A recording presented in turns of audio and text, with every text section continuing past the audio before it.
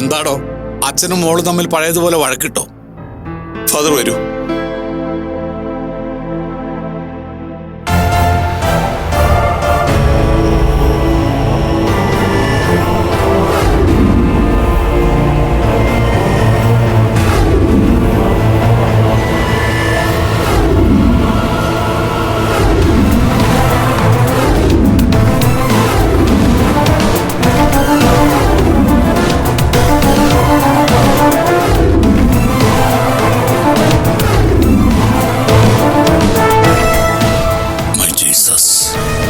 അവള് മര്യാദയില്ലാതെ പെരുമാറിയിട്ടുണ്ട്, എല്ലാവരെയും വെറുപ്പിച്ചിട്ടുണ്ട്. പക്ഷെ എനിക്കിപ്പോ ഫാദറിനോടും അരുണിനോടും അപേക്ഷിക്കാനേ പറ്റൂ. ഇതിപ്പോ താൻ സ്ഥാനം മറന്ന് കെഞ്ചേണ്ട കാര്യമൊന്നുമില്ല. എല്ലാം അങ്ങനെ സംഭവിച്ചു പോയി. ഇനിയിപ്പോ അവർക്ക് അങ്ങനെ അകന്നു നിൽക്കാനൊന്നും പറ്റില്ല. അരുണിന്റെ നിലപാട് എന്തായിരിക്കും ഫാദർ? എനിക്കവനെ നന്നായിട്ടറിയാം. അവന്റെ വിഷമങ്ങളും പരാതിയും ഒക്കെ ഇതറിയുന്ന നിമിഷം മുതൽ അലിഞ്ഞില്ലാതാകും. അങ്ങനെയാ ഞാൻ കരുതുന്നത്. അരുണിനെ അവൾ വിളിച്ചിരുന്നു, അയാൾ ഫോൺ എടുത്തില്ല. ഇങ്ങനെ ഒരു കാര്യത്തിനാണെന്ന് അവൻ അറിയില്ലല്ലോ. കൂടുതൽ വഴക്ക് വേണ്ടാന്ന് കരുതി അവൻ ബോധപൂർവം ഫോൺ എടുക്കാത്തതായിരിക്കും. അല്ല, സ്നേഹ എവിടെ?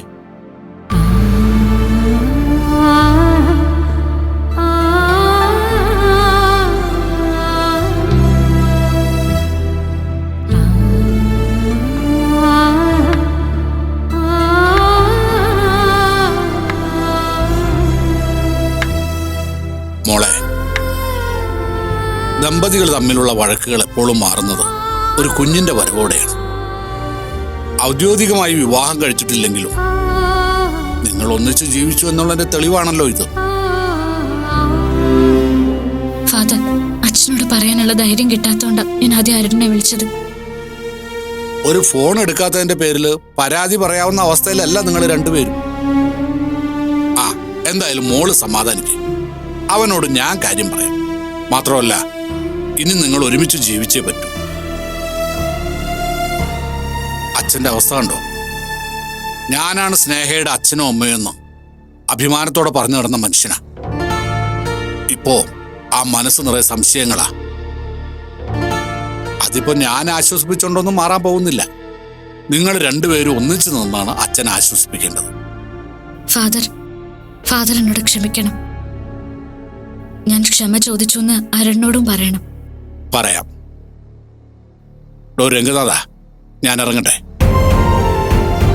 കാര്യമൊന്ന് പറഞ്ഞു മനസ്സിലാക്കിയിട്ട് ഞാൻ അവനെ ഇങ്ങോട്ട് അയക്കാം. ഫാദർ, സംശയിക്കണ്ടോ? ഇതൊരു വൈദികൻ തനിക്ക് തരുന്ന വാക്കാ. തനിക്ക് എന്നെ വിശ്വസിക്കാം. ഞാൻ ഇറങ്ങട്ടെ മോളെ.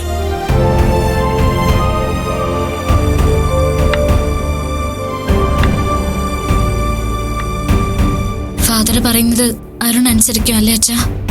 മറ്റെന്താണ് ഒരു പോവഴി? ഫാദർ പറയുന്നതിന്റെ റിസൾട്ട് അറിയുന്നത് വരെ എനിക്ക് ടെൻഷനാ. അരുൺ വരും അച്ഛാ, ഉറപ്പായിട്ടും വരും.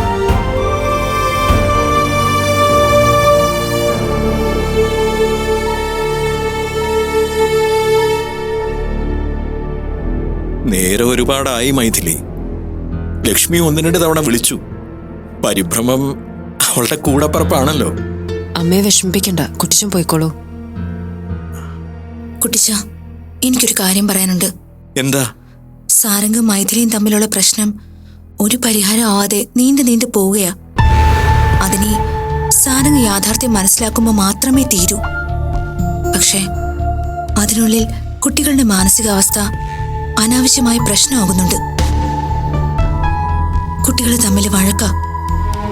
യദുവിന് സാരംഗിനെ പേടിയാ, യാമിക്ക് മൈഥിലിയെയും പേടിയാ.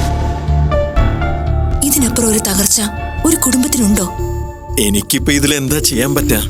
സാരംഗിനെ അനുസരിപ്പിക്കുന്ന ഒരാളെ മാത്രമേ ഞാൻ കണ്ടിട്ടുള്ളൂ. അത് കുട്ടിച്ചനാ. കുട്ടിച്ചൻ സാരംഗിനോട് പറയണം ഈ രീതികൾ തെറ്റാണെന്ന്. സാരംഗും മൈഥിലിയും തമ്മിൽ അഭിപ്രായ വ്യത്യാസം ഉണ്ടാവട്ടെ, പക്ഷേ കുഞ്ഞുങ്ങൾക്ക് അച്ഛനും അമ്മയെ സ്നേഹിച്ച് വളരാലോ. എനിക്ക് യാമിമോളുടെ കാര്യത്തിൽ ആശങ്കയുണ്ട്.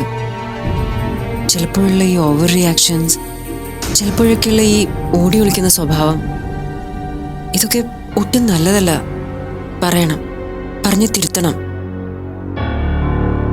ഒരു അച്ഛനെന്ന നിലയ്ക്ക് യാമിമോളുടെ മുമ്പിൽ സാരംഗ് പെർഫെക്റ്റ് ആണ്. പക്ഷെ യാമിമോളുടെ ആവശ്യങ്ങൾ അറിഞ്ഞ് പ്രതികരിക്കാൻ സാരംഗിന് പറ്റില്ല. പണം കൊടുത്ത് എന്തെങ്കിലും വാങ്ങുന്നതിനെ പറ്റിയല്ല ഞാനീ പറയുന്നത്. യാമി ഒരു പെൺകുട്ടിയാ. അമ്മ കൂടെ നിൽക്കേണ്ട പല സന്ദർഭങ്ങളും ഉണ്ട്. അവിടെ എനിക്ക് പകരാവാൻ സാരംഗിന് പറ്റുമോ? നിങ്ങൾ ഈ പറയുന്ന കാര്യങ്ങളൊക്കെ എത്രയോ തവണ ഞാൻ സാരംഗിനോട് പറഞ്ഞിരിക്കുന്നു.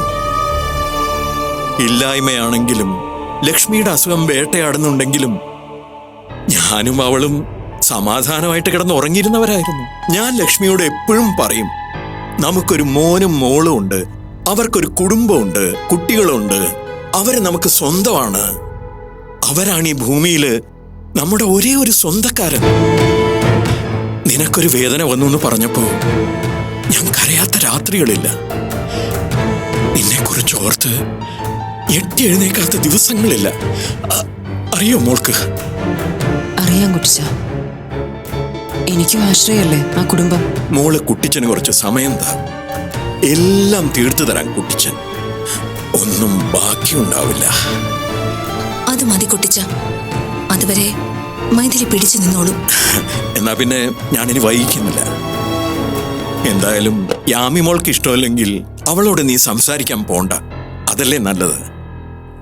ഞാൻ അവളെ ബുദ്ധിമുട്ടിക്കാൻ പോകുന്നില്ല. കുട്ടിച്ചൻ അത് അവളോട് പറയണം. എന്നാലും എൻ്റെ കുഞ്ഞ് എങ്ങനെ ഇരിക്കുന്നു, അവള് കഴിച്ചോന്നൊക്കെ ഞാൻ തിരക്കും.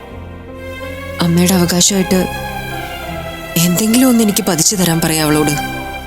എല്ലാം ശരിയാവും മോളെ. കുട്ടിച്ചനില്ലേ കൂടെ? എന്താവശ്യം വന്നാലും മോള് കുട്ടിച്ചനെ വിളിക്കണം. കുട്ടിച്ചൻ ഓടി ഇങ്ങെത്താം. അപ്പോ ഞാൻ ഇറങ്ങട്ടെ. ശരി.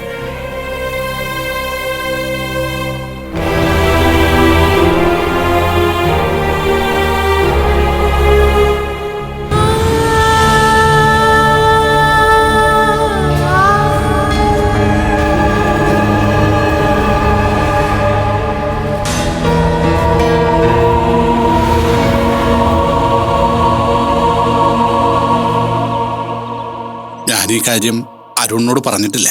അതെന്താ ഫാദർ? അറിഞ്ഞ നിമിഷം തന്നെ അവനോട് പറയേണ്ടതല്ലേ? നേരിട്ട് പറയാന്ന് കരുതി. ഇനി അവർക്കിടയിലുള്ള കൊച്ചു കൊച്ചു പിണക്കങ്ങൾക്കൊന്നും ഒരു സ്ഥാനമില്ല. അവരെ രണ്ടുപേരും അടുപ്പിക്കാൻ ഇനി വേറെ കാരണം വേണം.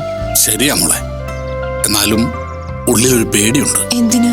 അരുണും സ്നേഹയും തമ്മിൽ തെറ്റിയത് ഒരു സാധാരണ കാര്യത്തിന്റെ പേരിലായിരുന്നെങ്കിൽ ഞാൻ പേടിക്കില്ലായിരുന്നു.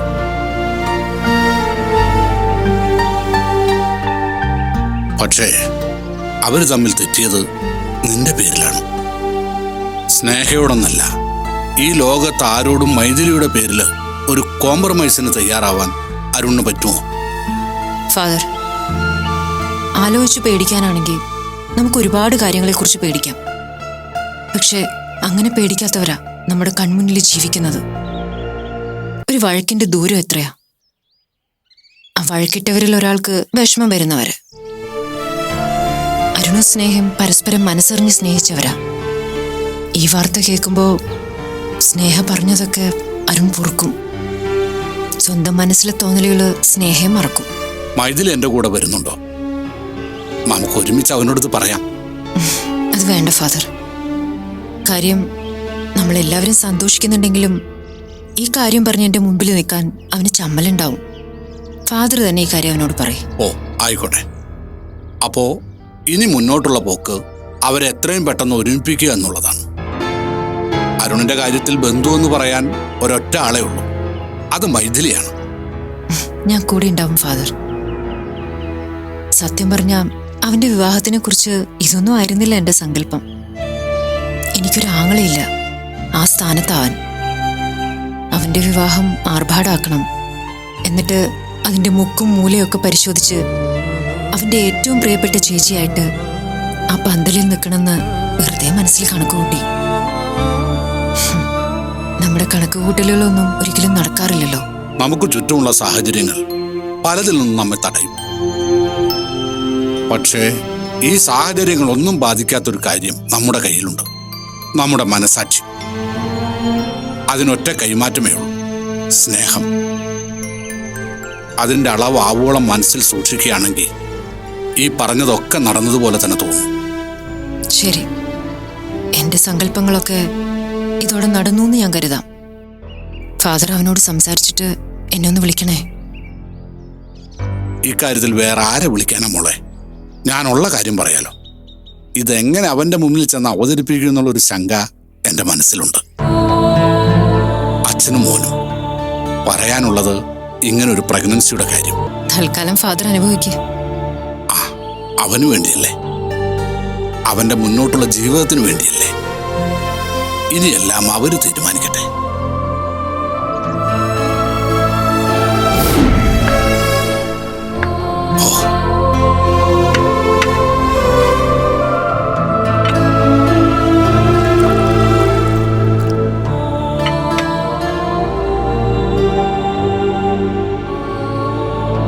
അരുണേ, അരുണേ, ഇത് എവിടെ ആയിരുന്നു? ഒരു വിശേഷമുണ്ട്. എന്താ ഫാദർ? നിന്നെ രാവിലെ കുറെ നേരം സ്നേഹ വിളിച്ചു, നീ തിരിച്ചു വിളിച്ചോ? കോട്ടെ ഒരു മെസ്സേജ് എങ്കിലും അയച്ചോ? ഫോൺ എടുക്കുന്നില്ല, തിരിച്ചു വിളിക്കുന്നില്ല എന്ന് ഞാൻ അപ്പൊ തന്നെ പറഞ്ഞല്ലേ. ഇപ്പൊ എന്തു പറ്റി ഒരു വീണ്ടും വിചാരം വരാൻ? നീ അവളെ ഒന്ന് വിളിക്കണം. എനിക്കങ്ങ് വയ്യ. ഫാദർ ഇപ്പൊ അവളെ വഴിയിൽ വെച്ച് കണ്ടല്ലേ.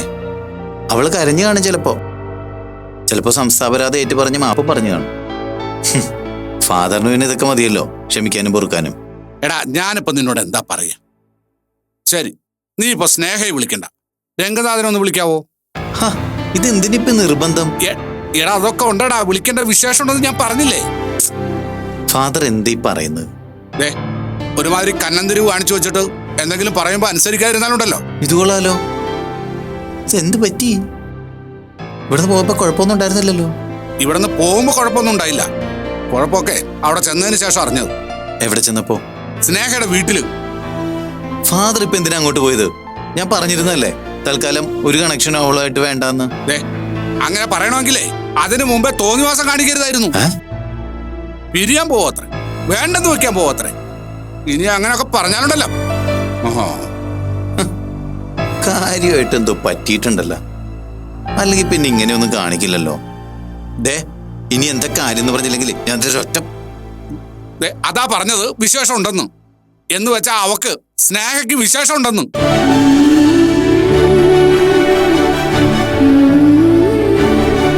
ഫാദർ, എടാ, ആ കൊച്ചു പ്രഗ്നന്റ് ആണെന്ന് അത് പറയാനാ നിന്നെ കൂടെ വിളിച്ചോണ്ടിരുന്നത്. രംഗനാഥൻ വിളിച്ചത് എന്നോട് ഈ കാര്യം പറയാനാ. ഇനി നീ പോകാതിരിക്കേ എന്താന്ന് വെച്ചാച്ചി, മനസ്സിലായല്ലോ?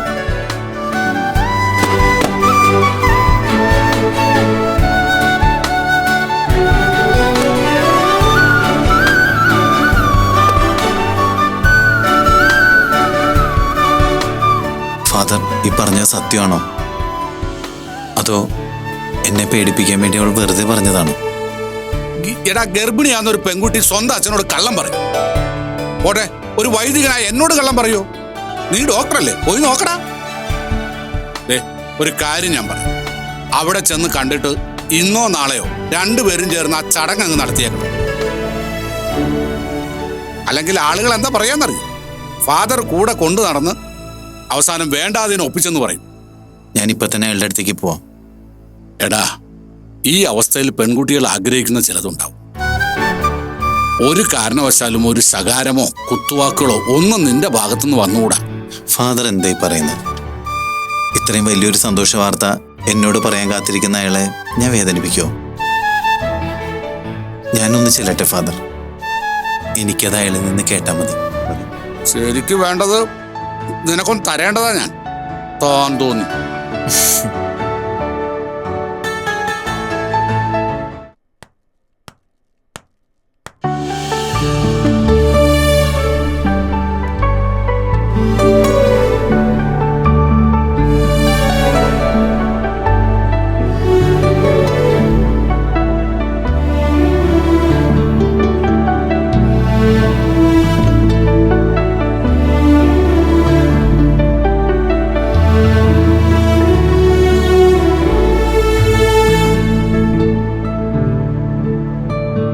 അരുൺ,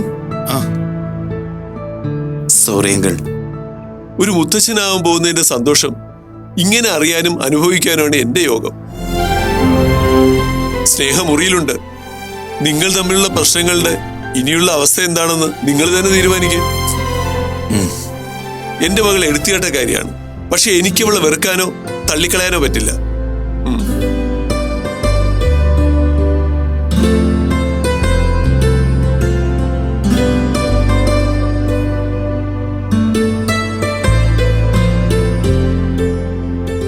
സ്നേഹ, സ്നേഹ,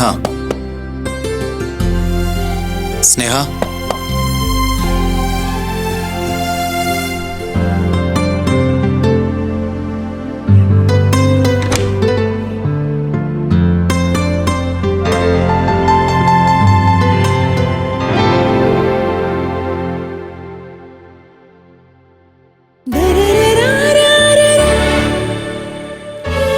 കോള് കണ്ടിട്ട് ഞാൻ എടുക്കാണ്ടിരുന്നത് നമ്മൾ തമ്മിൽ കൂടുതൽ തർക്കങ്ങൾ ഉണ്ടാവണ്ടെന്ന് കരുതിയിട്ടാ.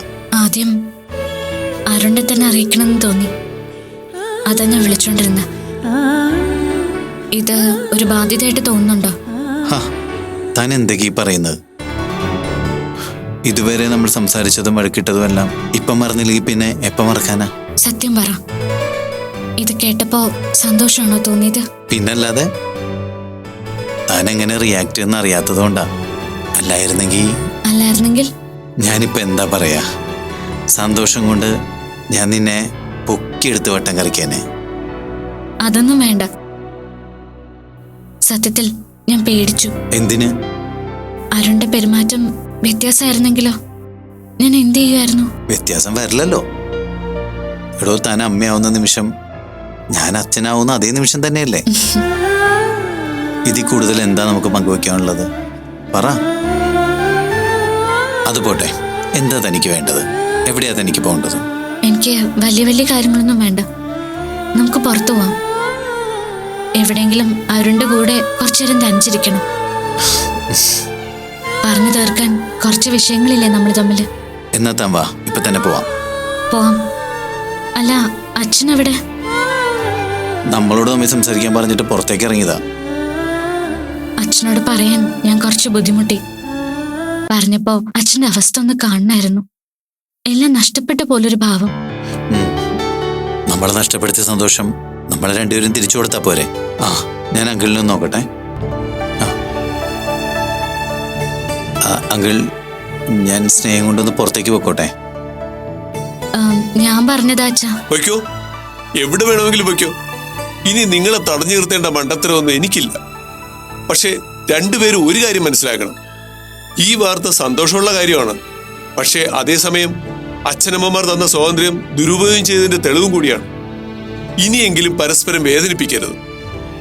നിങ്ങളുടെ ചുറ്റുമുള്ളവരെയും വേദനിപ്പിക്കരുത്. കേട്ടല്ലോ? ശരി അങ്കിൾ, ഇനി ഞങ്ങളുടെ ഭാഗത്തുനിന്ന് അങ്ങനെയൊന്നും ഉണ്ടാവില്ല. ഇപ്പൊ അച്ഛന് സമാധാനായില്ലേ? സമാധാനമായി.